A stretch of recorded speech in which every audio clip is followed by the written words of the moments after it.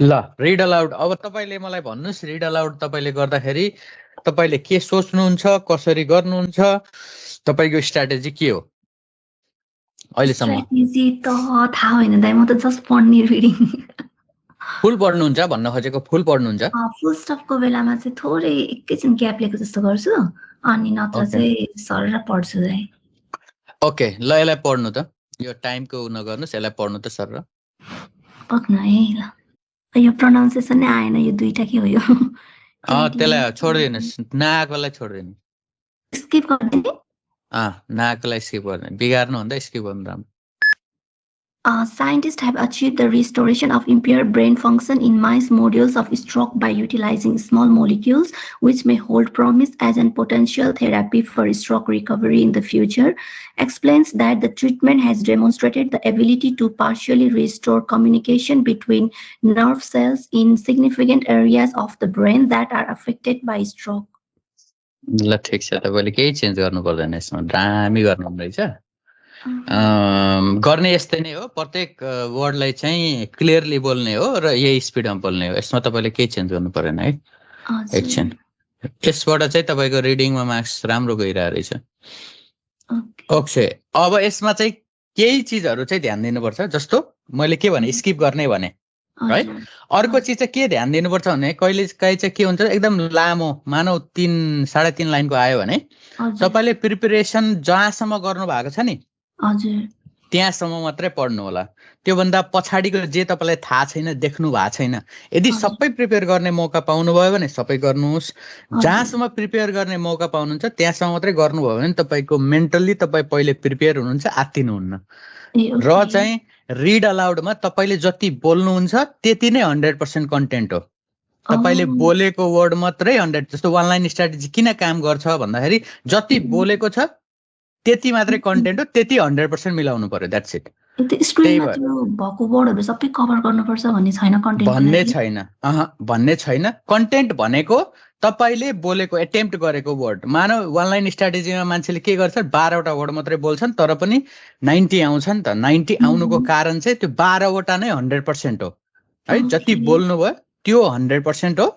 त्यसकारणले मानौ तपाईले प्रिपरेसन गर्दाखेरि यहाँसम्म मात्रै प्रिपरेसन गर्ने टाइम पाउनुभयो, पछाडिको प्रिपरेसन गर्ने टाइम पाउनु भएन भनेपछि अननोन जंगलमा नजाने, किनभने तपाई पहिले नै केओटिक हुन्छ। ओहो मेरो मैले प्रिपेयर गरेको छैन, पछाडि के छ थाहा छैन भनिसके पछाडि तपाईले यहीँबाट नै तपाई एङ्सियस हुन थाल्नुहुन्छ, सुरुबाट नै तपाईले एङ्सियस हुन थाल्नुहुन्छ, किनभने पछाडिको टेन्सन हुन्छ तपाईलाई, मैले प्रिपेयर गरेको छैन भनेर।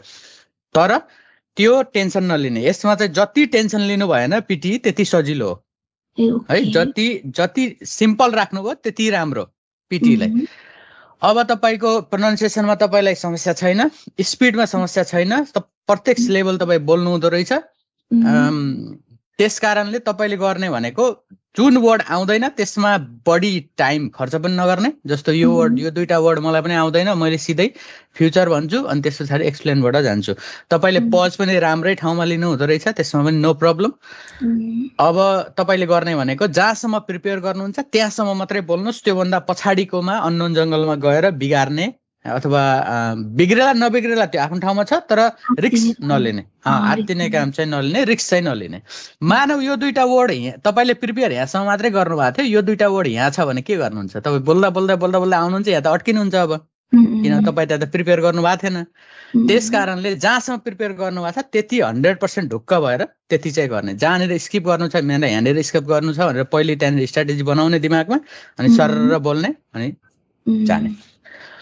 अर्को कुरा, जस्तो मानव तपाईले कोही पज लिनुपर्ने भयो भने, मानव तपाईको अब धेरै लामो सेन्टेन्स छ, पज लिनुपर्ने भयो भने तपाईले त्यो इनबिल्ट नै रहेछ रनलाई, तर टोन जहिले पनि जस्तो मानव फ्युचरमा आउँदै हुनुहुन्छ, तपाईले यहाँ पज लिँदै हुनुहुन्छ, सकेसम्म पंक्चुएसनहरुमा पज लिने कोसिस गर्ने, तर पनि मानव कहीं पंक्चुएसन नै थिएन र अथवा स्टप हुनुपर्ने भयो भने त्यहाँनिर जस्तो मानव रिस्टोरेसन भनेर तल टोन डाउन गरेर स्टप भयो जस्तो गर्ने, रिस्टोरेसन भनेर माथि गएर ट्याक्क रोटकेर फेरि सास लिएर जाने काम चाहिँ नगर्नु होला। टोन थोरै डाउन गरेर जहाँ चाहिँ पज लिँदाखेरि चाहिँ जहिले पनि टोन डाउन अनि उठाउने, फेरि रिस्टोरेसन भन्ने, अनि त्यस पछाडि अफ इम्पेयर्ड ब्रेन भनेर भन्ने है, रिस्टोरेसन अफ इम्पेयर्ड ब्रेन भनेर इम्पेयर्ड ब्रेन भनेर अनि त्यस पछाडि माथि जाने। यदि पज लिनुपर्ने भयो, तपाईँको इनबिल्ट रहेछ होइन, धेरै चेन्ज गरिराख्नु परेन, मानव त्यस्तो भयो भने दिमागमा के राखिराख्नु भन्दाखेरि मैले पज लिने ठाउँमा चाहिँ मेरो टोन चाहिँ डाउन हुनुपर्छ, डिप हुनुपर्छ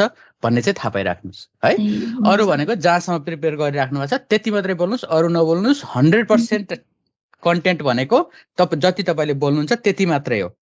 फुल बिलिफका साथ त्यो गर्नु होला है। यसमा चाहिँ यताउता जति बढी सोच्नुभयो त्यति चाहिँ बिग्रिन्छ। ओके, त्यो भयो।